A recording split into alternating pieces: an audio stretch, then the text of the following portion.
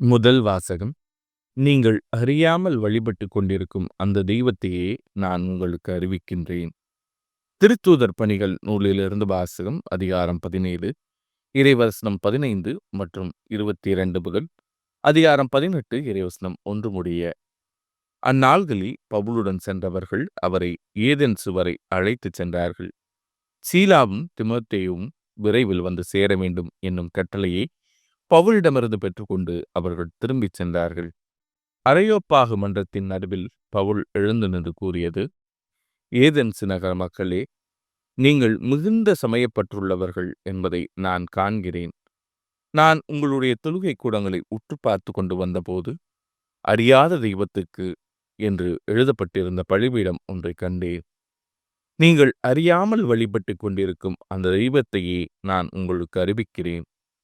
உலகையும் அதிலுள்ள அனைத்தையும் படைத்த கடவுள், விண்ணுக்கும் மண்ணுக்கும் ஆண்டவர். மனிதர் கையால் கட்டிய திருக்கோவில்களில் அவர் குடியிருப்பதில்லை. அனைவருக்கும் உயிரையும் மூச்சையும் மற்றனைத்தையும் கொடுப்பவர் அவரே. எனவே மனிதர் கையால் செய்யும் ஊழியம் எதுவும் அவருக்கு தேவையில்லை. ஒரே ஆளிலிருந்து அவர் மக்களினம் அனைத்தையும் படைத்து அவர்களை மண்ணுலகின் மீது குடியிருக்கச் செய்தார். அவர்களுக்கு குறிப்பிட்ட காலங்களையும் குடியிருக்கும் எல்லைகளையும் வரையறுத்து கொடுத்தார். கடவுள் தம்மை அவர்கள் தேட வேண்டும் என்பதற்காக இப்படி செய்தார். தட்டித் தடவியாவது தம்மை கண்டுகொள்ள வேண்டும் என்பதற்காகவே இவ்வாறு செய்தார். ஏனெனில் அவர் நம் ஒவ்வொருவருக்கும் அருகிலேயே உள்ளார். அவரை சார்ந்துதான் நாம் வாழ்கின்றோம், இயங்குகின்றோம், இருக்கின்றோம். உங்கள் கவிஞர் சிலர் கூறுவது போல, நாம் அவருடைய பிள்ளைகளே. நாம் கடவுளுடைய பிள்ளைகளாய் இருப்பதால் மனித கற்பனையாலும் சிற்ப வேலை திறமையாலும் உருவாக்கப்பட்ட பொன், வெள்ளி, கல் உருவங்களைப் போல கடவுள் இருப்பார் என நாம் எண்ணுவது முறையாகாது. ஏனெனில் மக்கள் அறியாமையில் வாழ்ந்த காலத்தில் கடவுள் இதனை பொருட்படுத்தவில்லை. ஆனால் இப்போது எங்கும் உள்ள மக்கள் யாவரும் மனம் மாற வேண்டும் என்று அவர் கட்டளையிடுகிறார். ஏனென்றால் ஒரு நாள் வரும், அப்போது தாம் நியமித்த ஒருவரை கொண்டு அவர் உலகத்துக்கு நேர்மையான தீர்ப்பு அளிப்பார். இறந்த அவரை உயிர்த்தெழச் செய்ததன் வாயிலாக இந்நம்பிக்கை உறுதியானது என எல்லாருக்கும் தெளிவுபடுத்தினார். இறந்தவர் உயிர்த்தெழுதல் என்பது பற்றி கேட்டதும் சிலர் அவரை கிண்டல் செய்தனர். மற்றவர்கள் இதை பற்றி மீண்டும் வந்து பேசும், கேட்போம் என்றார்கள். அதன் பின் பவுல் அவர்கள் நடுவிலிருந்து வெளியே சென்றார். சிலர் நம்பிக்கை கொண்டு அவர்களுடன் சேர்ந்து கொண்டனர்.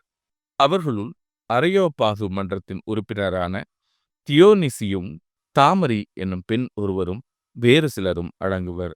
இவற்றுக்கு பின் பவுல் ஏதென்சை விட்டு கொரிந்துக்கு போய் சேர்ந்தார்.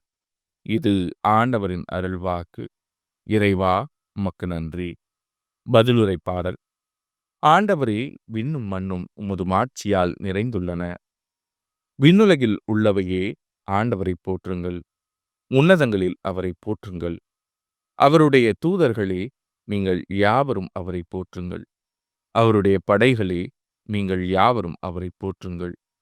ஆண்டவரே, விண்ணும் மண்ணும் உமது மாட்சியால் நிறைந்துள்ளன.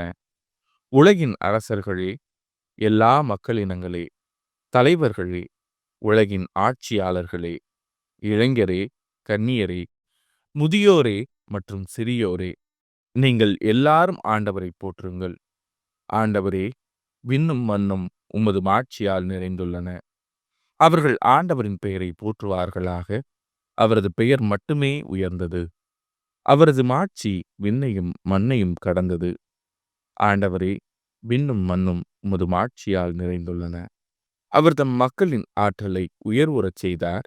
அவருடைய அனைத்து அடியாரும் அவருக்கு நெருங்கிய அன்பார்ந்த மக்களாகிய இஸ்ரேல் மக்களும் அவரை போற்றுவார்கள். ஆண்டவரே, விண்ணும் மண்ணும் உமது மாட்சியால் நிறைந்துள்ளன. நற்செய்தி வாசகம். உண்மையை வெளிப்படுத்தும் தூய ஆவியார் வரும்போது முழு உண்மையை நோக்கி உங்களை வழி நடத்துவார். யோவான் எழுதிய தூய நற்செய்தியிலிருந்து வாசகம்.